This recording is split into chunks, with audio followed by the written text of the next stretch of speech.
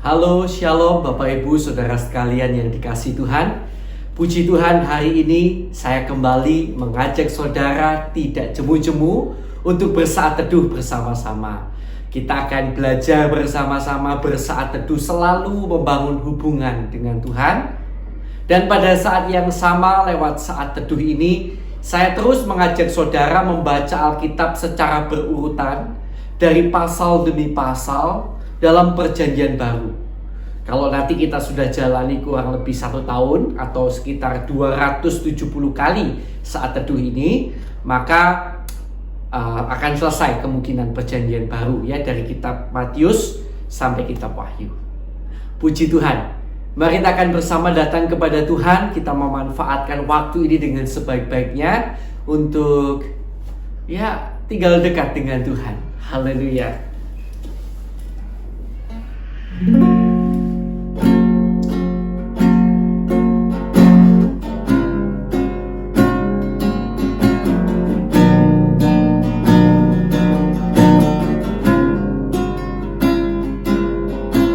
Sinar kemuliaan-Mu Bapa memenuhi di sekelilingku. Rasakan hadirat-Mu, Kau tenggelamkan jiwaku. Ku ingin tetap tinggal bersama-Mu. Sinar kemuliaan Bapa, sinar kemuliaan-Mu Bapa memenuhi di sekelilingku. Rasakan hadirat-Mu, Kau tenggelamkan jiwaku. Ku ingin tetap tinggal bersama-Mu. Ku ingin tetap di sini, menikmati bait-Mu. Ku ingin tetap di sini dan memandang indah wajah-Mu.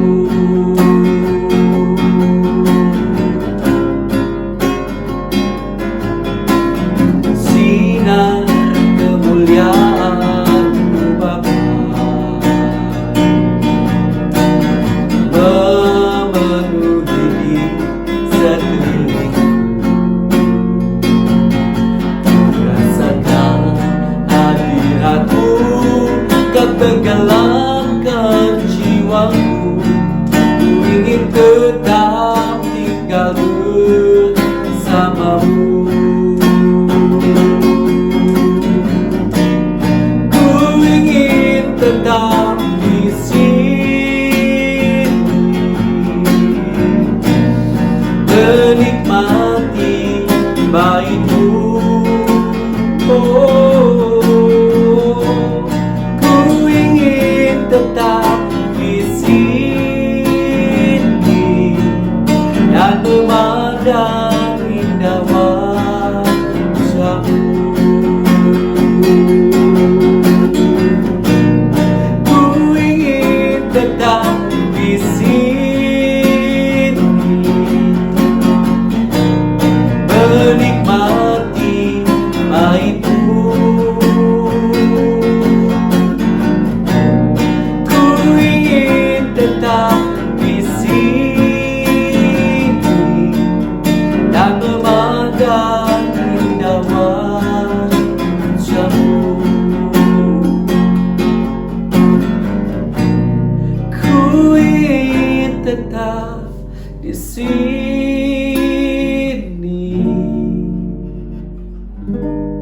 menikmati bait-Mu.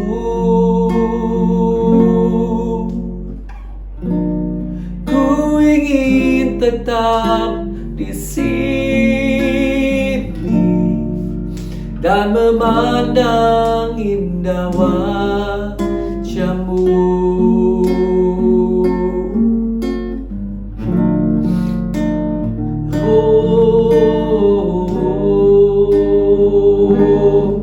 Memandang indah wajah-Mu, Tuhan.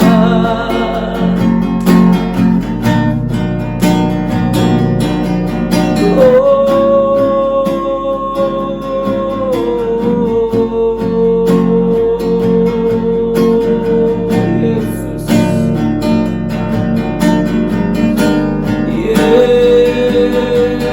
Yesus, haleluya.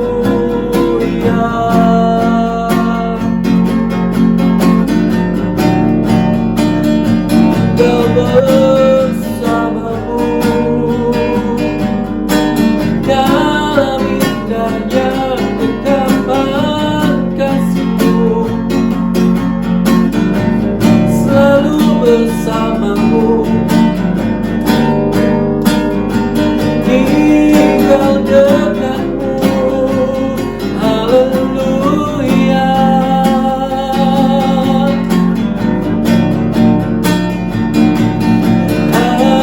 haleluya, haleluya.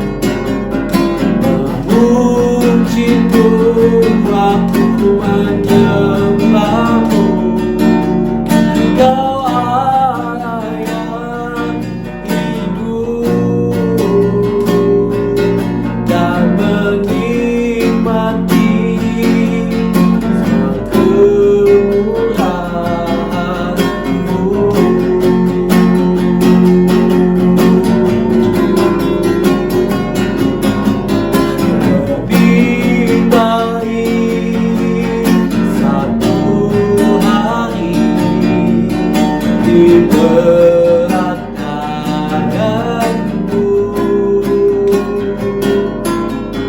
daripada 1000 hari di tempat lain.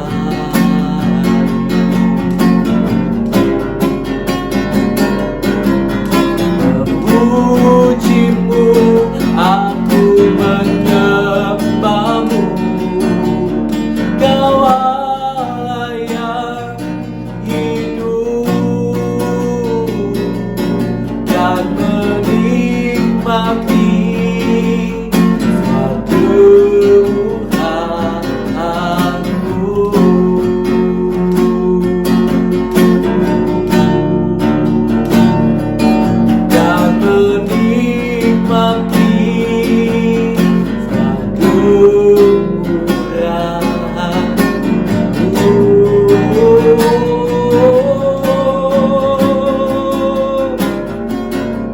menikmati kemurahan-Mu, menikmati kasih setia-Mu. Haleluya, tinggal dekat-Mu, itulah kekuatan kami Bapa.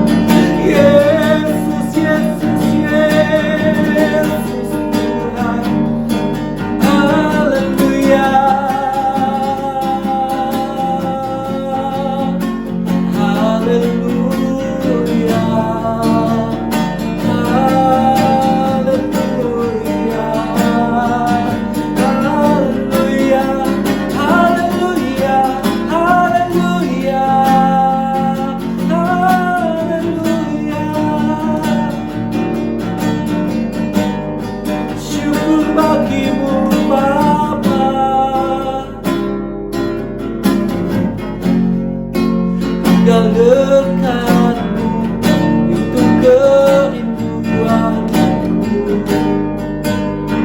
selalu, setiap waktu di dalam hidupku.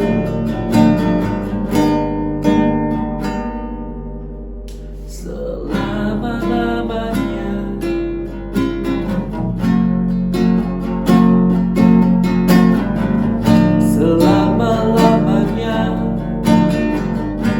hanya Kau Tuhan, hanya Kau Raja.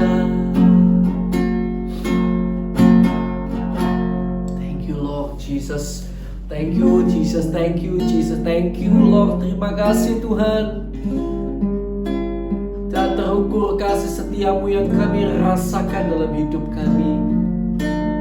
Kami masih mendapat kesempatan tinggal di dekat-Mu Tuhan, di mana di sanalah jiwa kami mendapatkan kekuatan yang baru. Karena tanpa-Mu sangat mudah sekali hidup lama kami kembali keluar. Dan tak lama kemudian kami jatuh dalam dosa yang kemudian membawa penyesalan, membawa penderitaan, membawa kesusahan bagi kami sendiri. Tapi ketika kami bersama-Mu, di sanalah terletak kekuatan yang baru untuk kami mampu menjalani kehidupan kami yang baru, berjalan di dalam jalan dan terang-Mu. Sesuatu yang suatu saat nanti tidak akan pernah kami sesali, tidak akan pernah kami tangisi, tapi akan kami syukuri. Karena keinginan roh adalah hidup dan damai sejahtera. Karena ketika kami mengikuti jalan-Mu, di sanalah kami menemukan kehidupan dan damai sejahtera yang sejati. Thank you Lord, thank you. Dan sekarang kami mau bersama-sama membaca firman-Mu, belajar firman-Mu. Tolong kami Berfirmanlah Tuhan, sampaikan perkataan-Mu dalam hidup kami. Berbicaralah, karena kami rindu, kami siap mendengar firman-Mu. Di dalam nama Tuhan Yesus Kristus. Haleluya. Amin. Puji Tuhan. Haleluya.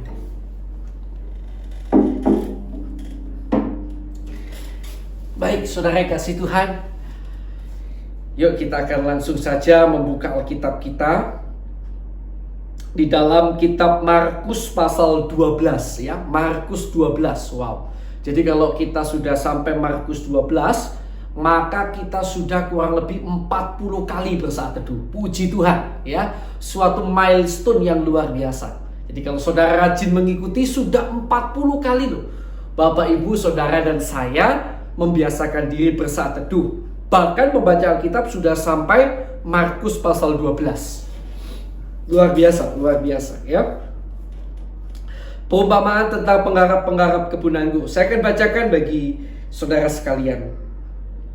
Lalu Yesus mulai berbicara kepada mereka dalam perumpamaan. Adalah seorang membuka kebun anggur dan menanam pagar sekelilingnya.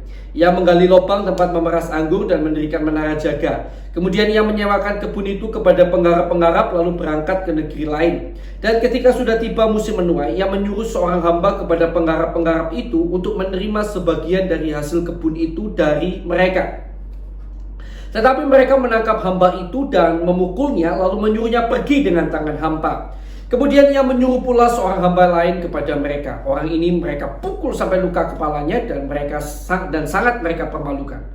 Lalu ia menyuruh seorang hamba lain lagi dan orang ini mereka bunuh.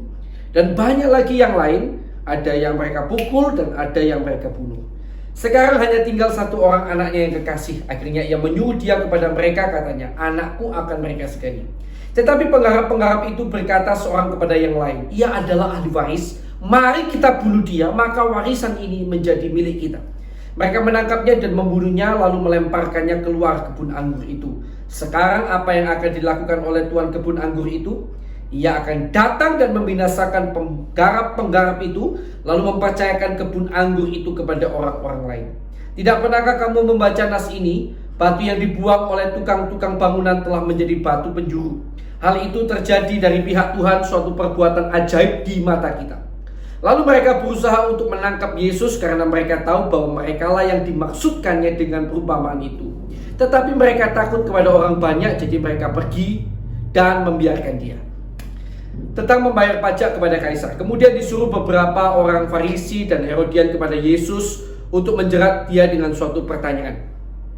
Orang-orang itu datang dan berkata kepadanya, Guru, kami tahu engkau adalah seorang yang jujur dan engkau tidak takut kepada siapapun juga, sebab engkau tidak mencari muka, melainkan dengan jujur mengajar jalan Allah dengan segala kejujuran. Apakah diperbolehkan membayar pajak kepada kaisar atau tidak? Haruskah kami membayar atau tidak?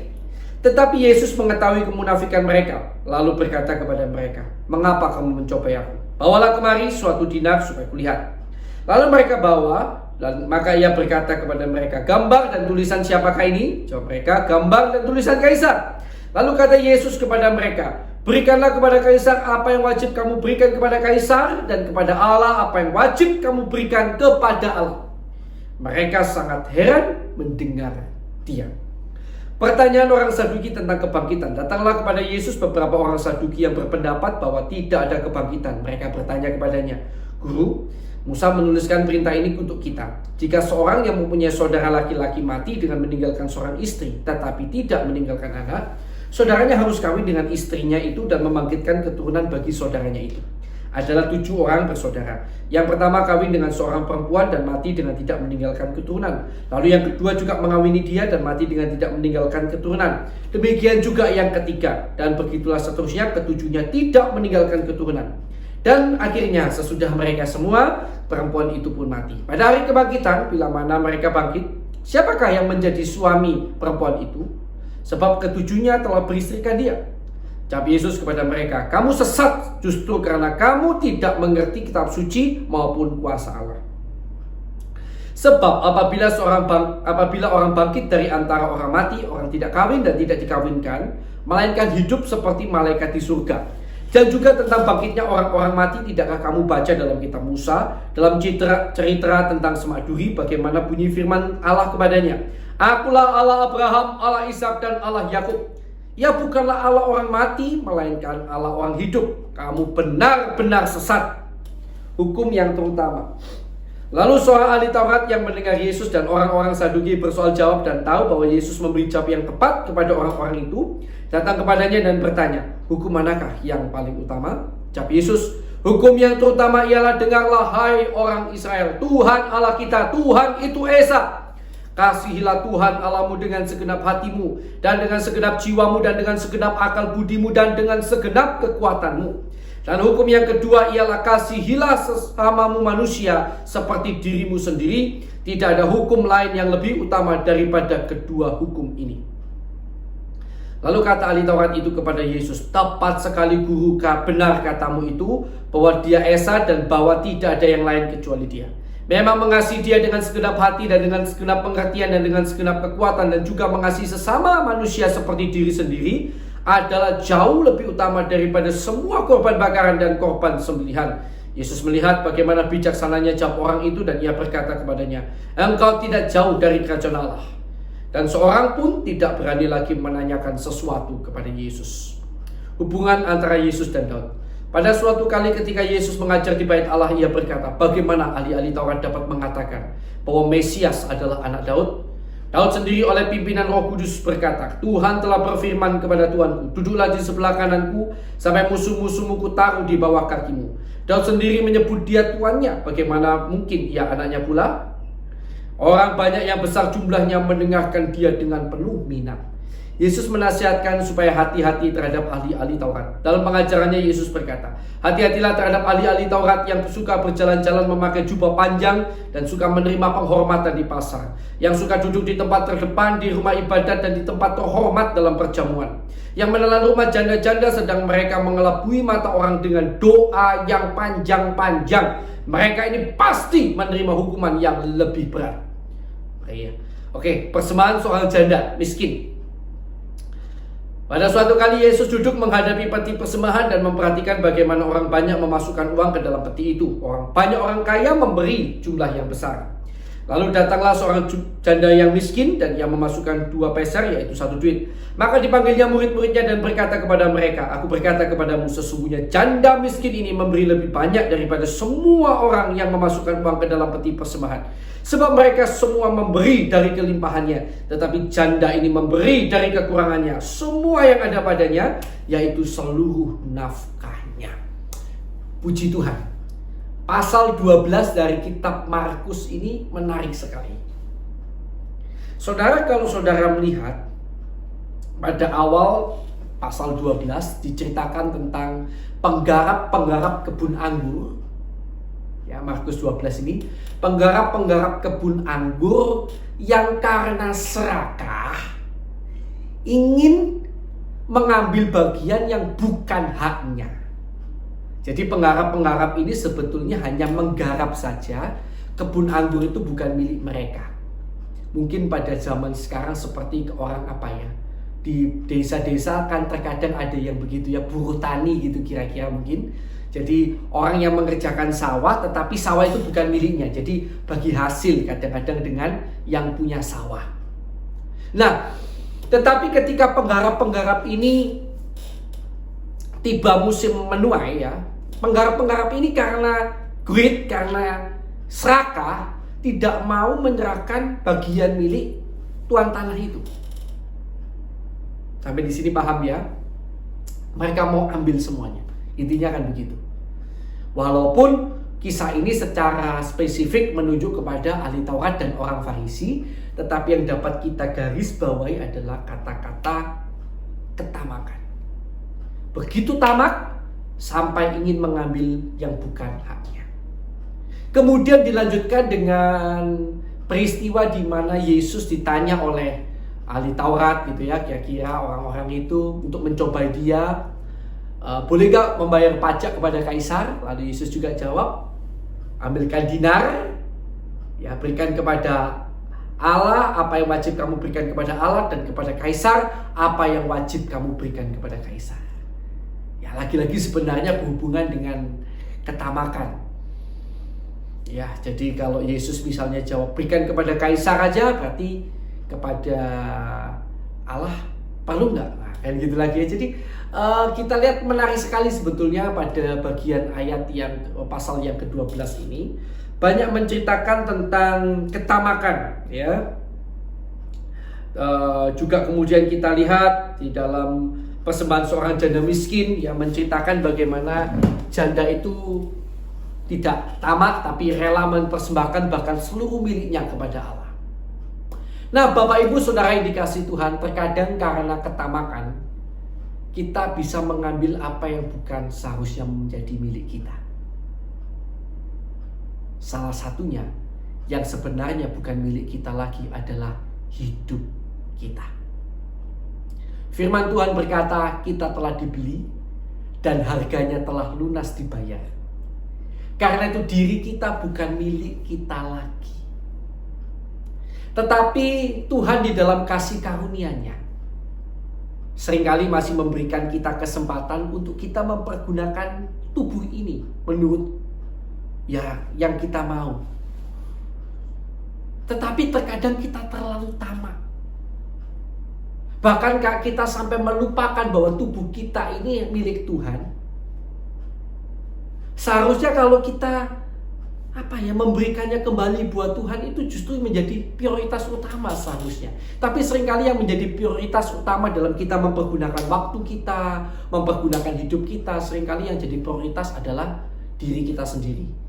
Baik itu hobi kita, ya, keinginan-keinginan kita, dan lain-lain. Tetapi hari ini firman hari ini mengajarkan kita, mari kita tidak tamak dengan waktu hidup ini, dengan hidup kita ini. Ingat bahwa sebenarnya seluruh hidup kita, setiap detik jam hidup kita sebenarnya adalah milik Allah. Kalau hari ini terkadang Tuhan masih memberi kita kesempatan menikmati apa yang menjadi hobi kita mungkin, oke lah. Tetapi jangan sampai kita begitu tamak sampai kita justru tidak punya waktu buat Tuhan yang adalah sang pemilik dari kehidupan kita. Pelajaran dari penggarap kebun anggur ini mengingatkan pada kita, jangan tamak dengan hidup kita, dengan waktu hidup kita. Mari kita berikan lebih banyak lagi buat Tuhan, karena hidup kita sebenarnya adalah milik Tuhan. Tuhan Yesus memberkati. Mari kita akan bersama datang kepada Tuhan. Puji Tuhan. Kita akan berdoa lebih dulu buat firman yang sudah kita dengar, ya. Terima kasih buat firman-Mu, Tuhan.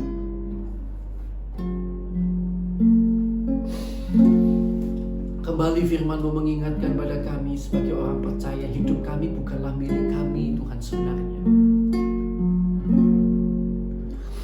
Kadang kami masih gunakan untuk hobi kami, dan Tuhan masih berikan kesempatan untuk kami bersantai, menggunakan menurut yang kami mau. Walaupun mungkin itu bukan dosa. Tapi seringkali kami begitu tamak sampai-sampai kami mempergunakan semuanya untuk diri kami dan diri kami. Ampuni kami, Tuhan. Biar lewat firman-Mu hari ini Kau menyadarkan pada kami bahwa setiap jam detik hidup kami, setiap bagian tubuh kami adalah milik Tuhan, bukan lagi milik kami.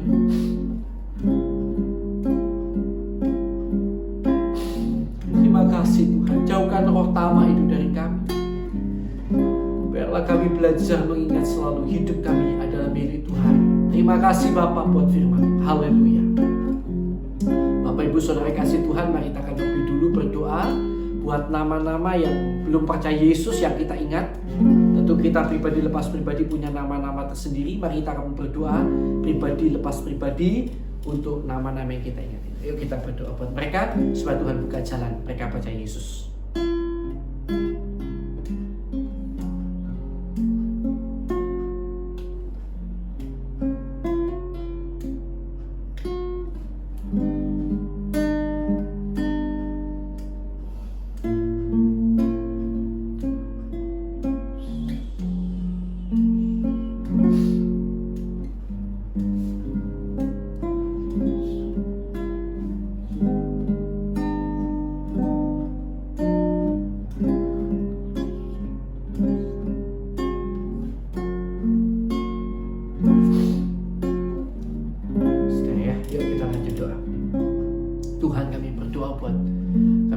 berdoa buat teman-teman kami, saudara-saudara kami seiman di seluruh dunia yang mengalami siksa dan aniaya karena nama Kristus. Bahkan mereka harus berhadapan dengan kematian karena firman Tuhan, karena Injil, karena nama-Mu Tuhan.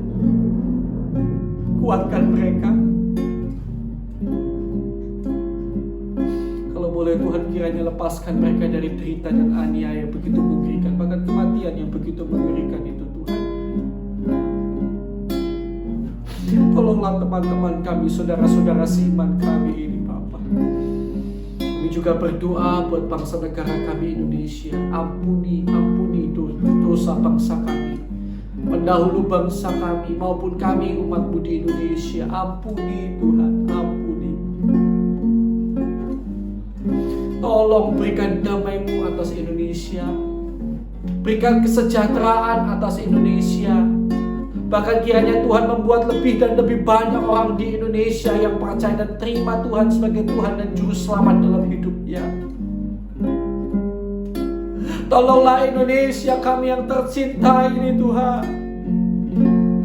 Biar Indonesia untuk kemuliaan nama-Mu Bapa. Terima kasih Tuhan. Tuhan, kami juga berdoa untuk hamba-Mu maupun setiap hamba-hamba Tuhan. Setiap orang yang memiliki gelar teologi, gelar kependetaan disebut sebagai seorang pendeta hamba Tuhan, gembala sidang, evangelis, dan lain-lain. Kami berdoa buat kami semua Tuhan. Tolong Tuhan, tolong. Berikan kami hamba-hamba-Mu hati yang tulus dalam melayani-Mu Tuhan. Tolong. Jauhkan hati yang busuk dari kami. Tolong Tuhan, tolong. Jagalah kesucian hidup kami dan seisi rumah tangga kami. Jangan biarkan ada seorang pun dari kami maupun keluarga kami yang membuat malu nama-Mu Tuhan. Tolong. Tuhan, tolong kiranya dalam nama Yesus Tuhan cukupkan segala yang dibutuhkan oleh hamba-hamba-Mu. Dan dalam nama Yesus Tuhan perlengkapi kami juga dengan kemampuan yang lebih-lebih lagi, agar kami mampu lebih menjadi berkat bagi banyak orang. Tuhan, tolong hamba-hamba-Mu kami semua. Thank you Lord, thank you Lord, thank you Lord. Oke, kita akan berdoa sekarang bagi yang sakit. Puji Tuhan, mungkin saat ini masih ada yang sakit ya, beberapa sudah disembuhkan. Dan saya percaya kesembuhan yang sama akan juga datang dalam hidup saudara. Pertolongan Tuhan akan datang atas saudara yang menghadapi masalah ya, dan lain-lain. Mungkin ada ikatan-ikatan dosa. Yuk kita akan berdoa sama-sama dengan iman dalam nama Yesus. Di dalam nama Tuhan Yesus kami berdoa bagi sahabat-sahabat kami, saudara-saudara kami yang sakit. Baik mereka itu ada sakit di rumah sakit, di rumah maupun di berbagai tempat ya Tuhan. Kami berdoa di dalam nama Tuhan Yesus Kristus.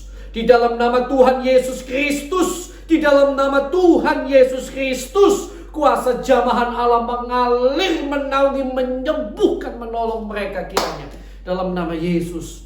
Kami berdoa dalam nama Yesus. Berikan mereka kekuatan iman senantiasa, sehingga selalu bersyukur kepada Tuhan. Ampuni kesalahan mereka. Ampuni kesalahan mereka kalau mereka ada salah. Kalau tidak ada salah Tuhan, kiranya beri kekuatan terus bertahan. Karena kami percaya Tuhan punya rencana dan Tuhan sanggup menjamah, menyembuhkan mereka. Dalam nama Tuhan Yesus Kristus. Dan kami juga berdoa bagi yang hari-hari ini mengalami masalah-masalah dalam bentuk apapun. Tuhan, kalau masalah-masalah ini terjadi karena kesalahan kami umat-Mu, ampuni Tuhan, tunjukkan kesalahan kami. Dan kiranya Tuhan tolong untuk kami mampu bertobat, sehingga masalah ini bisa cepat selesai. Tapi kalau memang masalah ini terjadi karena Tuhan punya rencana, di dalam nama Yesus, turunlah kiranya kekuatan yang daripada Tuhan atas kami anak-anak-Mu. Pertolongan Tuhan kiranya juga dinyatakan atas kami anak-anak-Mu. Di dalam nama Yesus kami percaya Tuhan akan membuat kami menjadi pemenang-pemenang, bahkan lebih daripada pemenang, karena Engkau yang begitu mengasihi kami. Terima kasih Tuhan, terima kasih. Di dalam nama Yesus kami serahkannya dalam masalah. Kami percaya jamahan kuasa Allah terjadi dalam nama Yesus. Kami juga berdoa di dalam nama Yesus untuk setiap orang yang hari-hari ini terikat oleh dosa, tidak mampu lepas dari belenggu dosa ikatan-ikatan duniawi. Kami berdoa di dalam nama Tuhan Yesus Kristus, setiap saudara yang diikat oleh kuasa-kuasa dan belenggu-belenggu dosa, di dalam nama Tuhan Yesus Kristus, kiranya Tuhan menjamah, melepaskan saudara dari belenggu dosa. Hai iblis, kau yang mengikat manusia dalam belenggu-belenggu dosa, kami ikat, kami patahkan, kami usir kau keluar dalam nama Tuhan Yesus Kristus. Dalam nama Tuhan Yesus Kristus. Terima kasih Tuhan. Kiranya kau yang tinggal terus dalam hati kami. Jangan biarkan rumah hati kami kosong ya Tuhan. Isi terus bejana hidup kami dengan pribadi-Mu. Terima kasih Tuhan Yesus, terima kasih. Kami mengucap syukur kepadamu Tuhan. Terima kasih Tuhan. Haleluya. Haleluya. Sekarang saya persilakan kita masing-masing berdoa untuk pergumulan doa pribadi kita masing-masing. Mari kita akan berdoa bersama-sama.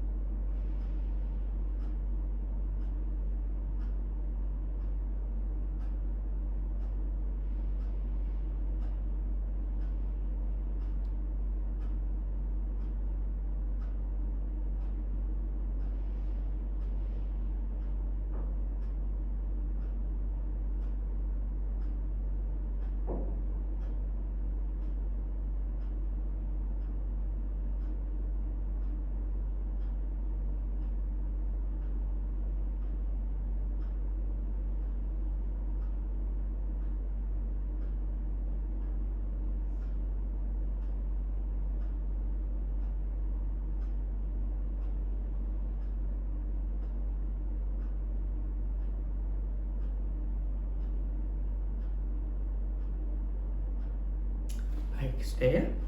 Yuk, kita akan lanjut. Di dalam nama Tuhan Yesus Kristus, kiranya Tuhan memberkati kita semuanya. Tuhan, kiranya Kau memberkati keluarga kami. Di dalam nama Yesus, kiranya Kau juga memberkati pelayanan kami. Kiranya juga Engkau memberkati pekerjaan kami. Di dalam segala hal, di dalam nama Tuhan Yesus, kiranya Tuhan menjadikan kami saluran berkat. Kiranya kami diberkati dan menjadi saluran berkat senantiasa bagi sekeliling kami. Dan kiranya nama-Mu dipermuliakan lewat segala yang kami kerjakan. Di dalam nama Tuhan Yesus Kristus. Haleluya. Amin. Puji Tuhan. Selamat beraktivitas saudara. Tuhan Yesus memberkati.